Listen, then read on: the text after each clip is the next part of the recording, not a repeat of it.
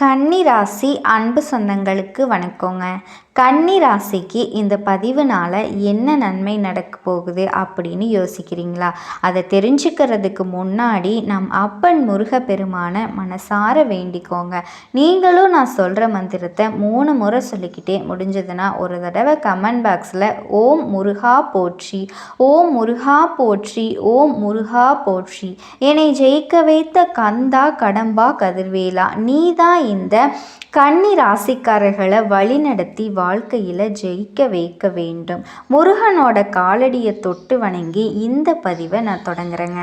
எல்லாரும் எப்படி இருக்கீங்க?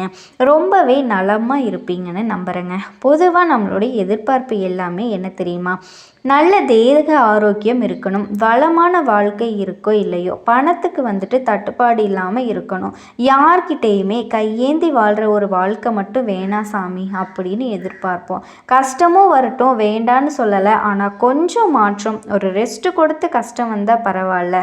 இந்த கடவுள் ஓயாமல் அடுத்தடுத்து அடி மேலே அடியாக போட்டுக்கிட்டே இருக்கிறாரு. ஏதாவது ஒரு மாற்றம் பிறக்குமா? இந்த நாள் எப்படி இருக்குமோ, இந்த வாரம் எப்படி இருக்குமோ, இந்த மாதந்தான் எப்படி இருக்குமோன்னு தெரியலையே. இந்த 2024 தான் நம்மளை வச்சு செஞ்சது. இந்த 2025 ஒரு நல்லதாக பிறக்கும்னு நினச்சோம். நம்மளும் அதை எதிர்பார்த்துக்கிட்டு காத்துக்கிட்டு இருக்கோம். இந்த வருஷமே முடிய போகுது, 8வது மாதமே வந்துருச்சு. இன்ன வரைக்கும் எதுவுமே பெருசாக வாழ்க்கையில் முன்னேற்றம் இல்லை. ஆனால் ஒரு விஷயத்த சொல்கிறேங்க, எந்த ஒரு விஷயத்தை எடுத்தாலும் தைரியமாக எதிர்கொண்டால் மட்டும்தான் நமக்கு எந்த விஷயமா இருந்தாலும் அது நடக்குங்க. பல பேருக்கு பலவிதமான எதிர்பார்ப்புகள் இருக்குங்க. முக்கியமாக வேலை எப்படி இருக்குமோ, தொழில் எப்படி இருக்குமோ, நல்லபடியாக அமையுமா, வாழ்க்கையில் நம்ம ஒரு படி மேலே ஏறுவோமா அப்படின்னு தெரிஞ்சுக்கிறதுக்கு ரொம்பவே ஆசைப்படுவோம். அதே மாதிரி தாங்க கிரகங்களினுடைய மாற்றமும் இருக்குது. அதன் காரணமாக நமக்கு எந்த மாதிரியான பலன்கள் சிலருக்கு பார்த்திங்கன்னா பதவி உயர்வு, சம்பள உயர்வு எல்லாமே கிடைக்குங்க. அதே சமயம் சில ராசிக்காரர்கள் பார்த்திங்கன்னா வாழ்க்கையில் பெருத்த போராட்டமெல்லாம் இருக்க போகுது. அது எந்தெந்த ராசிக்காரர்களுக்கு நல்ல விதத்தில் இருக்க போகுது, எந்தெந்த ராசிக்காரர்களுக்கு போராட்டமாக இருக்க போகுதுன்னு தெளிவாக தெரிஞ்சுக்கலாங்க.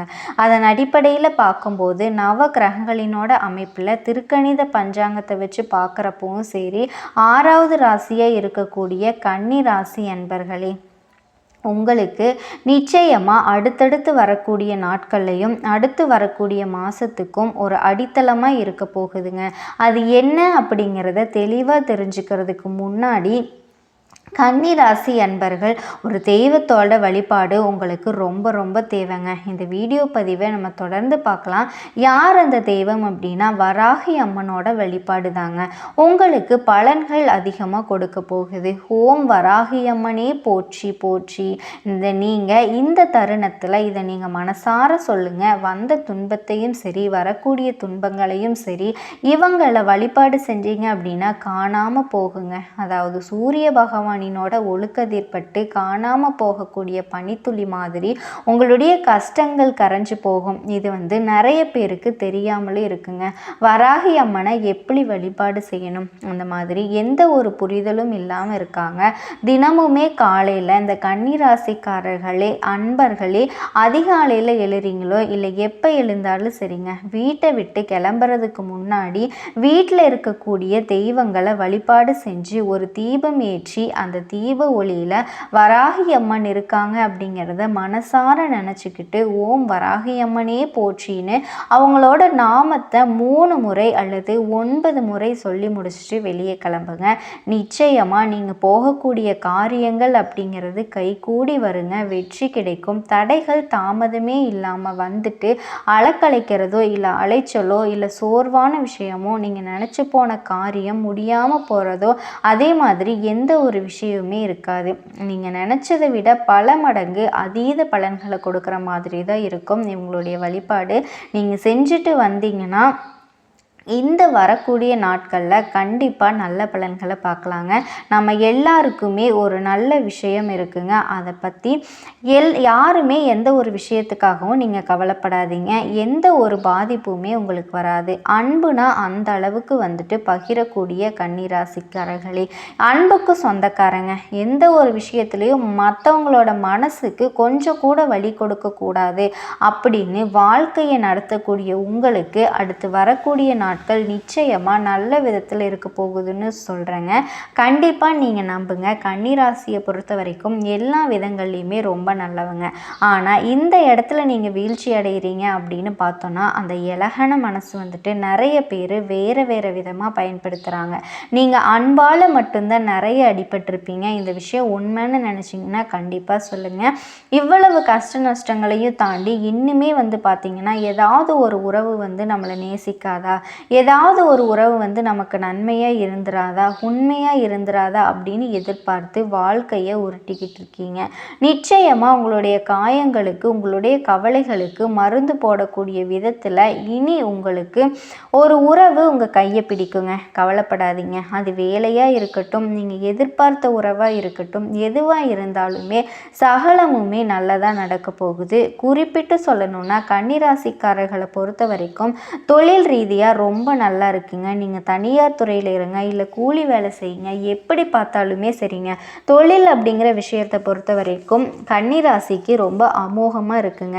அரசு வேலைக்காக ட்ரை பண்ணிட்டு இருக்கீங்க, அரசாங்க பணிக்காக எக்ஸாம் எழுதியிருக்கீங்க அப்படின்னா ரிசல்ட் அப்படிங்கிறது தாறுமாறாக வரப்போகுதுங்க.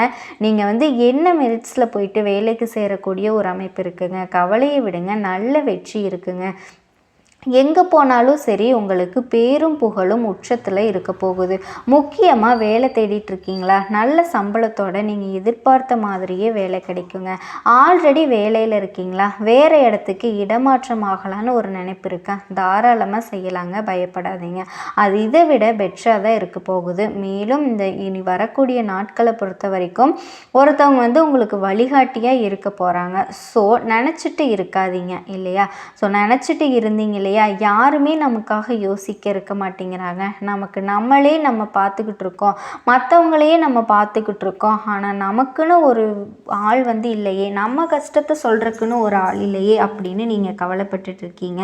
அந்த வழி மறைஞ்சு போக போகுதுங்க. புரியுதுங்களா. முக்கியமாக தொழில் செய்யக்கூடிய அன்பர்களுக்கு விஐபிகளோட அறிமுகத்தினால உங்களுடைய தொழில் மேம்பட போகுதுங்க. எதிர்பாராத முன்னேற்றத்தோட கதவுகள் திறக்க போகுது. அதிர்ஷ்டம் அப்படிங்கிறது உங்களுக்கு தாங்க இருக்குது. கன்னிராசியை பொறுத்த வரைக்கும் சகலமும் சௌபாக்கியமே. எந்த ஒரு விஷயத்தையுமே நல்லதாகவே நடக்கும் அப்படின்னு நீங்கள் நினச்சிங்கன்னா கண்ணீர் விட்டு கவலையை மறந்து உங்களுடைய வாழ்க்கை அப்படிங்கிறது இனிமேல் வசந்த காலமாக மாறப்போகுதுங்க. உங்களுடைய ஜாதகத்தில் எந்தெந்த கிரகங்கள் எங்கெங்கே இருக்காங்க அப்படின்னா எல்லாருமே உங்களுக்கு சாதகமான இடத்துல தாங்க இருக்காங்க. உத்தியோக பணிகளில் இருக்கக்கூடிய அன்பர்களை பொறுத்த வரைக்கும் கூடுதலாக கொஞ்சம் உழைக்க வேண்டி இருக்குங்க. அந்த உழைப்புக்கு ஏற்ற பலன் இருக்குது. மேலதிகாரிங்க கிட்ட நல்ல பாராட்டு இருக்குங்க. பதவி உயர்வு இருக்குது, சம்பள உயர்வு இருக்குது.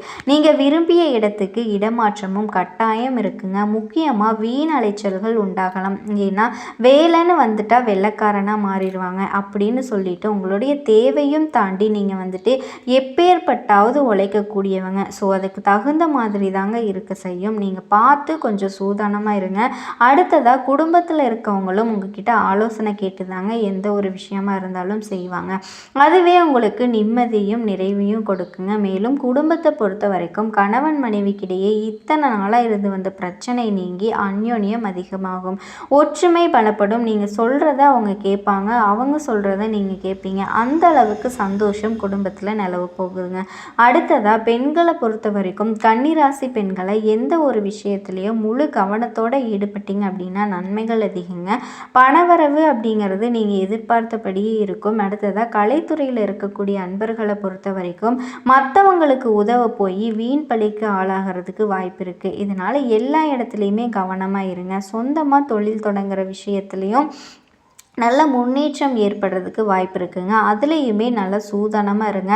ஆனால் பணவரத்து அப்படிங்கிறது ரொம்பவே திருப்திகரமாக இருக்குங்க. உங்களுக்கு கருத்துக்களுக்கு மதிப்பு கொடுப்பது நன்மையை தரும். அரசியல் துறையில் இருக்கக்கூடிய அன்பர்களாக இருந்தீங்க அப்படின்னா கூடுதலாக பணி சுமை ஏற்க வேண்டிய இடம் இருக்குங்க. மேலிடத்துலேயும் கருத்துக்களை நீங்கள் மேலிடத்தில் தெரிவிக்கும் போது கொஞ்சம் கவனமாக பேசுறது நல்லது. நீங்கள் நல்ல விதத்தில் தான் பேசுவீங்க. ஆனால் ஆல்ரெடி கன்னிராசியோட வீக்னஸ் என்ன தெரியுங்களா? எல்லா இடங்கள்லையுமே பொறாமையாக சுற்றிக்கிட்டு இருக்காங்க. கண் திருஷ்டி அப்படிங்கிறது கன்னிராசிக்கு ரொம்பவே அதிகம்தாங்க.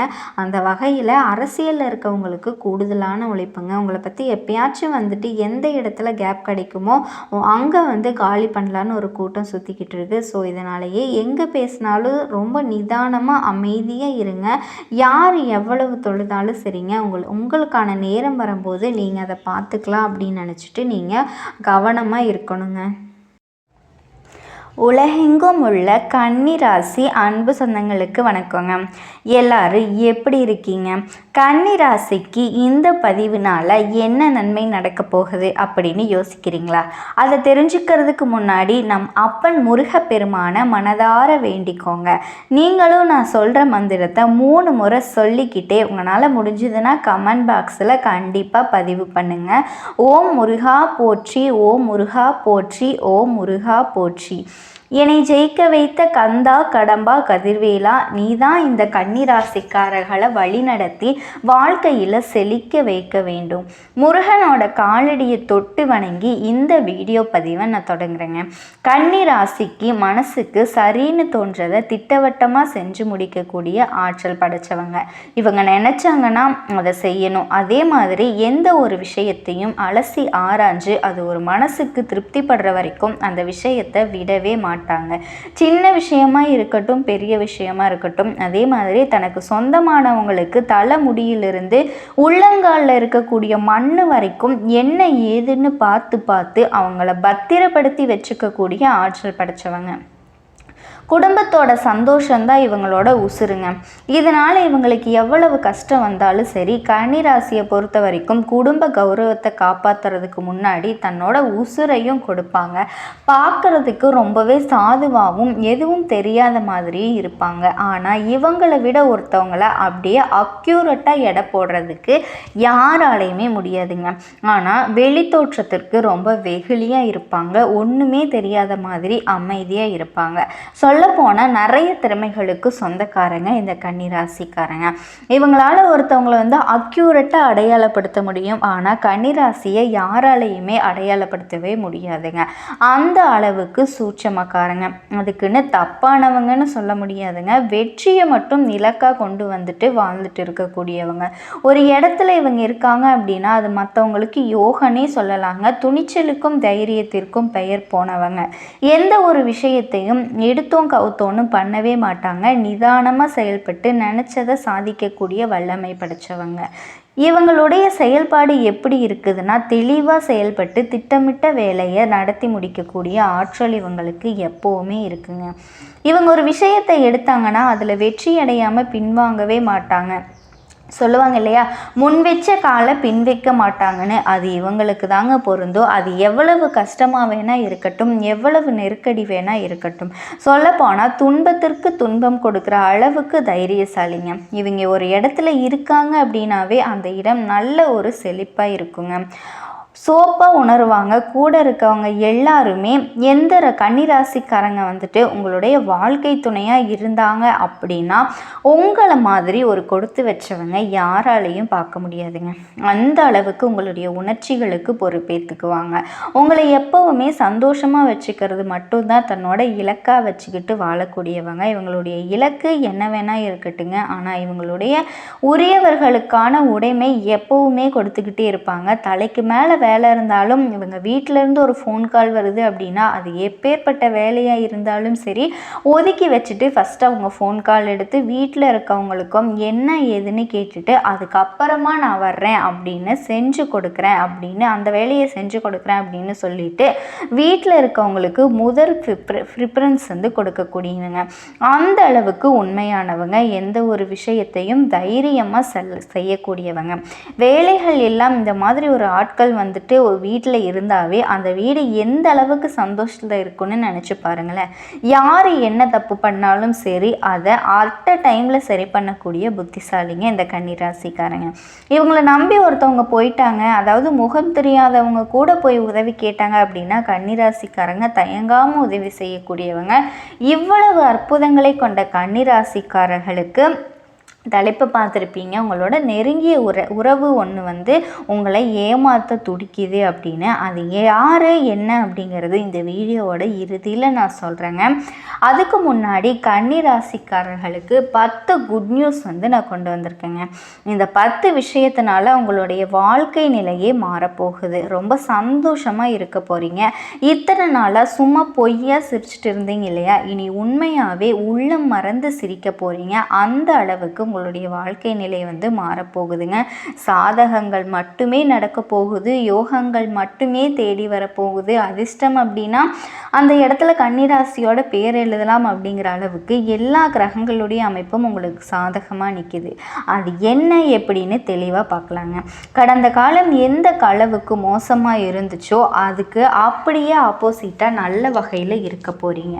அதை பற்றி பேசணுன்னா தனிப்பட்ட வீடியோவாகவே போடணுங்க. ஸோ இது வந்து உங்களுக்கு நல்ல பலன்கள் என்னென்ன கிடைக்க போகுது அப்படிங்கிறத பொறுத்து தாங்க இந்த வீடியோ பதிவு உங்களுக்கு இருக்க போகுது. கன்னிராசிக்காரர்களுக்கு ஃபஸ்ட்டு விஷயம் என்ன அப்படின்னா, கன்னிராசிக்காரர்களை பொறுத்த வரைக்கும் உங்கள் ராசிக்கு 10 நல்ல விஷயங்கள் நான் சொன்னேன் இல்லையா, லிஸ்ட்டு போட்டு சொல்லட்டுமாங்க, கவுண்ட் பண்ணிக்கிறீங்களா?